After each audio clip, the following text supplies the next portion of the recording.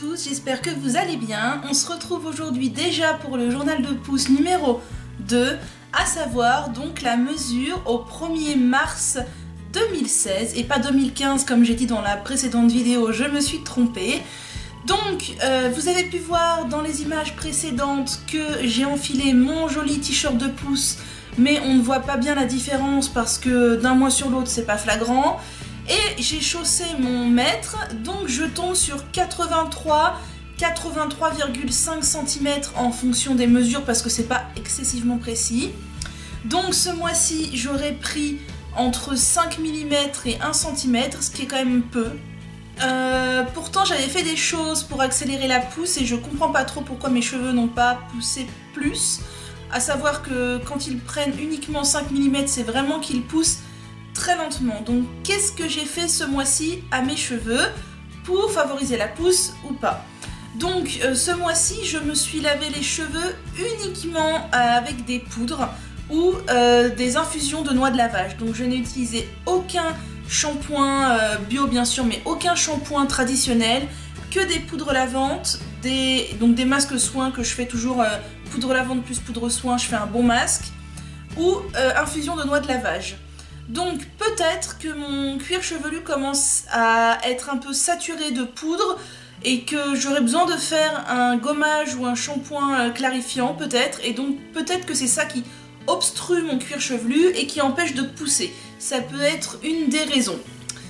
J'ai aussi fait une cure de gingembre, donc j'ai fait du jus de gingembre à l'aide de mon blender, donc à savoir que j'ai mis des morceaux de gingembre coupés en petits morceaux avec un peu d'eau dans mon blender, j'ai filtré le tout et j'en ai fait 6 applications. Alors l'année dernière j'avais déjà fait une cure de gingembre avec ma centrifugeuse, mais qui est vraiment de très mauvaise qualité et c'était un enfer d'extraire le jus du gingembre. C'est pourquoi je ne l'ai pas réutilisé cette année. Et donc je pense que mon jus n'était pas assez concentré, je n'ai jamais senti cette sensation de chauffe que j'avais l'année dernière quand je l'avais fait. Jamais, j'ai jamais senti une sensation de chauffe. Donc est-ce que ça activait mes vaisseaux du cuir chevelu? Je ne sais pas.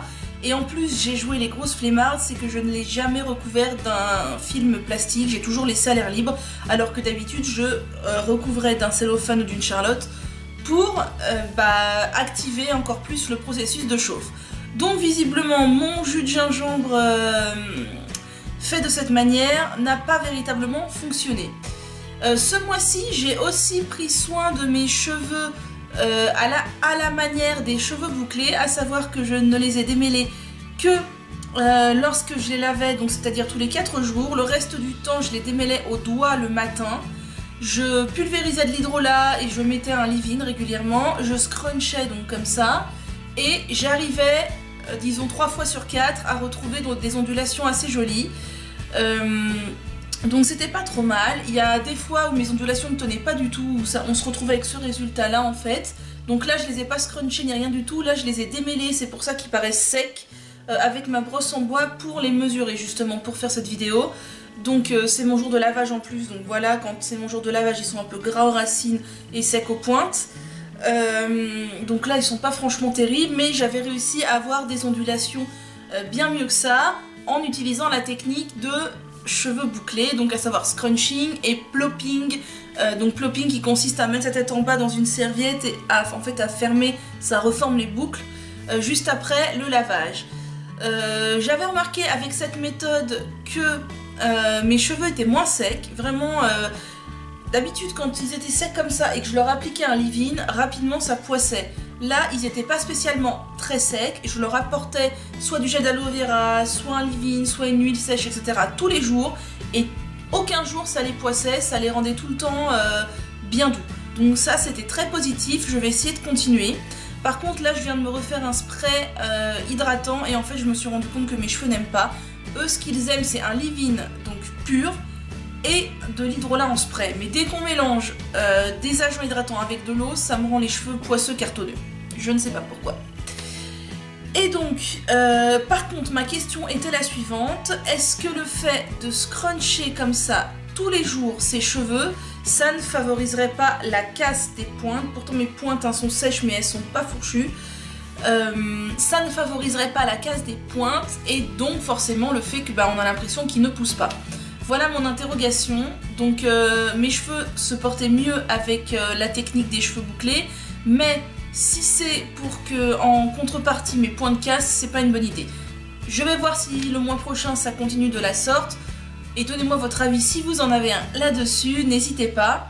Donc voilà, ce mois-ci, seulement entre 0,5 et 1 cm de pouce, c'est peu. Je suis donc à 83 cm,5 mes cheveux se portaient pas trop mal jusqu'à aujourd'hui, mais parce que je les ai démêlés secs et en plus 7 jours de lavage. Niveau ondulation, je commence à y arriver doucement, mais c'est pas encore ça. Donc voilà, on se retrouve le mois prochain pour le journal de pouce numéro 3. Je vous dis donc à bientôt.